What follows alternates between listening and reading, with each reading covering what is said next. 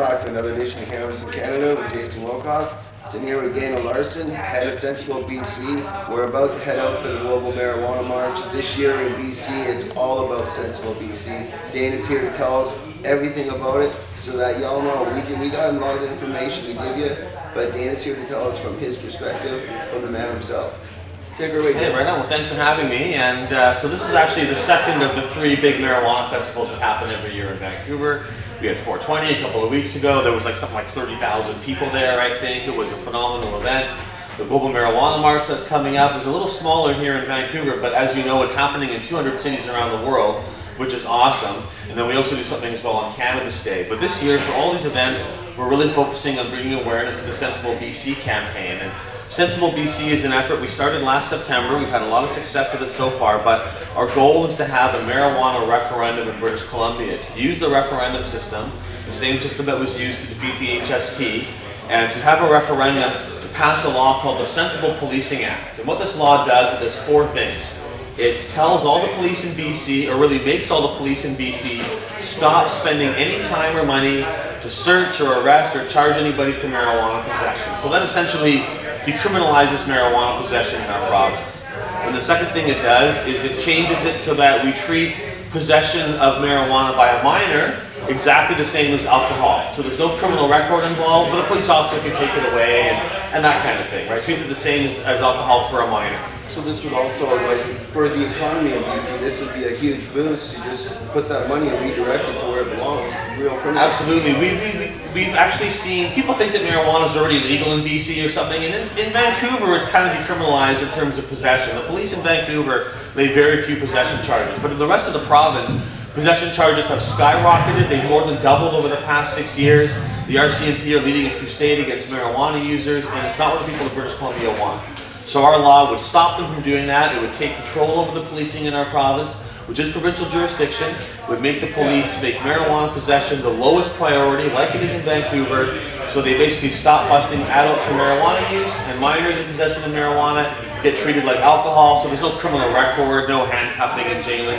They said they can take it away and that kind of thing. Then our law does 2 more things as well. Those are the things that would happen immediately and come into play. Once our law was passed, marijuana would be decriminalized. But we actually want to legalize and go further. You should be able to buy it, you should be able to grow it in some way. So what our law also does is it formally calls upon the federal government to repeal marijuana prohibition so that BC or any province could then legalize and regulate marijuana at the provincial level. Because it's really provincial, like alcohol and tobacco.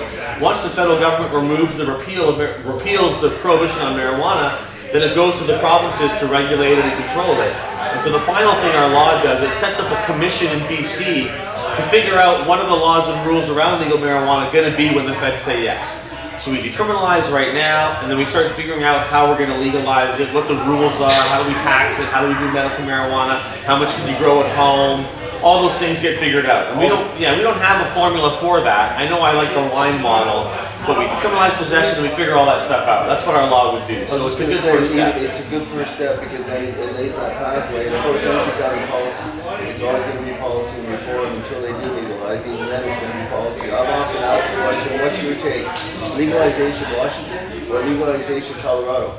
I like the Colorado model better, although we'll see how they both play out because it's not really fully defined yet. But the one big difference I would say in Colorado, everyone can grow 6 plants.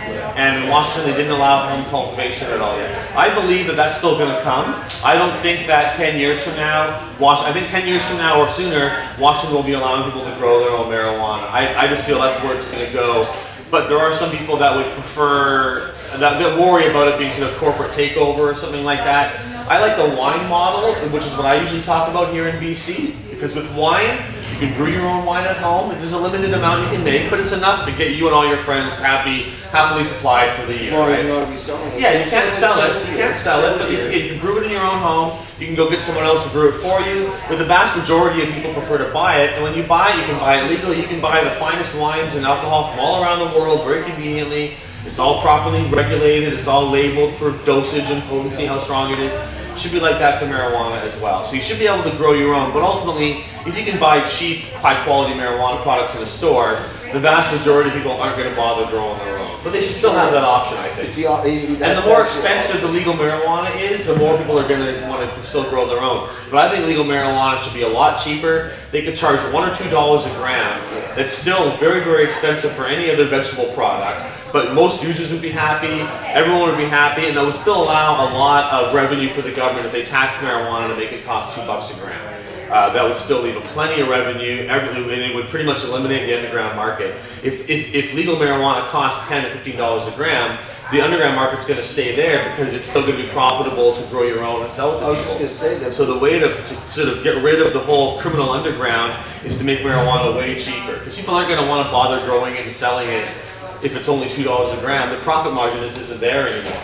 And that's what we want. We want to reduce the price, get it down to a reasonable amount. We want to make it more accessible, and that's where our legislation is going to take us. But it's the first step.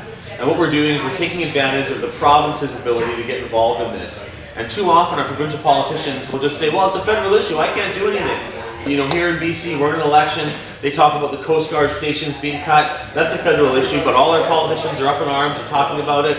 Those pipelines they want to put in, those are mainly a federal issue, but they're all talking about it, and they should. The Gun Registry Act that was passed, the Long Gun Registry back in 2003, British Columbia refused to enforce that law because we said it was causing a lot of problems, it was criminalizing otherwise law-abiding citizens, it was costing a lot of money. All those things are true now.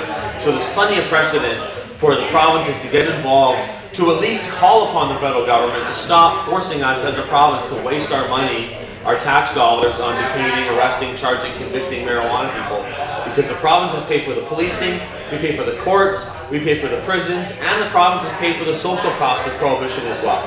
And so although it is a federal law that has to change in the end, our system has this tension where the provinces have control over policing for a reason, for this exact reason, for us to be able to set those priorities and have that tension between the federal and provincial governments. And so our law is something any province can pass. And we don't even need a referendum. British Columbia government should just pass it as far as I'm concerned. Our polls show 75% support for this stuff in our province. Who's the guy who's probably going to be our next premier, Adrian Dix, has said he supports decriminalization. They should just pass this law. But because we still feel there's political resistance, we're working towards a referendum. And so our effort is we have 90 days to collect signatures from 10% of the registered voters in BC. That's over 400,000 signatures we need in a 90-day period. And so we're going to start that clock this September. From September, October, November, we're going to be working as hard as we can to get all those signatures. If we succeed, then there'll be a referendum the September after, September 2014. They'll probably do a mail-out ballot like they did with the HST, so everyone will get a ballot they can mail out, and fill out and mail back in. And we'll win that vote. And if we do win that vote, or when we win that vote, the marijuana possession will be decriminalized. But the hard part is getting all the signatures, and that's a lot of signatures we need to get. And so between now and September, we're pre-registering people, we're building awareness, we're getting our name and our idea out there, so that come September we have a big head start. Hopefully we've got a couple of 100,000 people pre-registered, we've got several thousand volunteers in place, and we've got a high level of public awareness. If we have those things in September, we'll succeed in getting the signatures that we need. But it's by no means like a given that we're going to get the signatures. It's a lot of signatures. There's a reason there's only ever been one referendum like this before, because it's really challenging to get the signatures. But I think we're going about it the right way. We got a lot of dedicated volunteers all around the province, with more coming on board every day. And I feel pretty optimistic about this, but we still have a lot of hard work to do. We need money, we need volunteers. If you're watching this, if you live in BC, come to sensiblebc.ca, email us at volunteer@sensiblebc.ca. Find out how you can get involved. And over here we got a dozen people. We just had a big meeting. We got crews all around the province that are getting involved. And even if you don't live in BC and you're watching us, you can still help. We need phone banks outside the province, and we need your money as well. We got a fellow named Bob Erb, a marijuana millionaire. He's a great guy. He's always been very generous marijuana supporting kind of fellow up in Terrace in northern BC. He won the lottery last September, and he pledged to help the marijuana reform movement. He's already donated quite a bit to our campaign and some other good things, including the 420 rallies. He funded all the 420 rallies. He did a great job. And so he's pledged to match all the donations that we get. So if you send us $5, $4.20, $42, $4,000, whatever you got, he will double that donation. You can donate at our website a whole bunch of different ways. And even if it's a small amount of money, it still helps. We're printing up buttons, We've got flyers, we've got people working all around the province. Almost all of our crew is volunteers. We have a couple of dedicated full-time staff. We put in a lot of overtime for what we pay them, but we need money to make this happen. Bob can't do it all himself. And you know, we're not a charity, so I can't give you a tax deduction for your donation, but we can give you a lot of good karma and a good feeling. And when we succeed in passing this, you get bragging rights. You can tell your friends and family and your kids and grandkids how you help to legalize marijuana in BC and ultimately all of Canada, and how you help to change those laws. To change history of that, you know, and reverse, you know, what, how many, 50 years? Well, it's been over 100 years since marijuana prohibition came in to Canada, and it really, you know, it started off kind of slow because no one was smoking pot when they first banned it in 1923, so it's almost 100 years. And then it was really in the mid 50s and early 60s where the war on marijuana really accelerated in Canada. They started putting in these harsh penalties. You know, for a while, trafficking in marijuana got the third longest sentence in the criminal code. The only thing worse than trafficking marijuana was first-degree murder and treason. Now, it's not quite like that anymore, but when they first put these laws in the 50s, that's what it was like. And we're still seeing these incredible mandatory minimum sentences, 6 months to 9 months in jail for growing just 6 marijuana plants. I mean, we know what this is like. There's some really serious penalties in place. As our viewers know, that's the Bill C-10 here in Canada. For those that haven't looked it up, please do. This is what Dana's referring to. It is a nasty bill, and it is across country. It's not a BC issue, and it's enforced. So definitely for those of you out there, please look into it, because this is what Dana's fighting for, is to try and prevent some of this. These bills are very nasty, so you know, any less police enforcement around the issue of cannabis, I think would be safer and sensible. Absolutely, absolutely. And I'll just say, you know, you talk about those new laws, they came into force in Canada on the exact same day that Washington and Colorado legalized marijuana. And so the same day that you can now, you know, not right now, but within a year from now, you'll be able to drive down to Washington, buy marijuana legally. Certainly, if you go down, and if anybody's in BC, if you go down and you can get marijuana, it's legal for you to have it. Whereas in BC, charges are skyrocketing, and across Canada, these terrible new laws have come in. And there's a ton of bad stuff in those laws. It's almost a big talk in itself just to go through all the different points as to why those laws are bad. But the mandatory minimums for small-scale marijuana selling and for small-scale marijuana growing are very severe and are going to cause a lot of people to go to prison, and are going to cost us a lot of money as well. $1,000 a head for a prisoner, and then $5,000 if they're in protective custody. So you know, that's a lot of money. And then there's the lawyers, court costs, as you said. Absolutely, I absolutely. mean, it's huge on the economy. Anyway, Dana, that is a ton of information. Thank you very much for coming on Cannabis in Canada. Thanks We for hope having me to on have the you show. on again as we get closer to August. We're going to start to ramp this up because it's a BC issue. I live in BC. You know, I respect all your work and everything you've done. Thanks for being on Cannabis. Thanks for having me. Thanks for having me. We'll see you in the next show. Absolutely. SensibleBC.ca. Go check it out.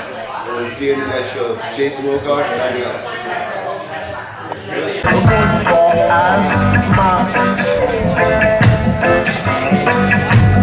Food for you.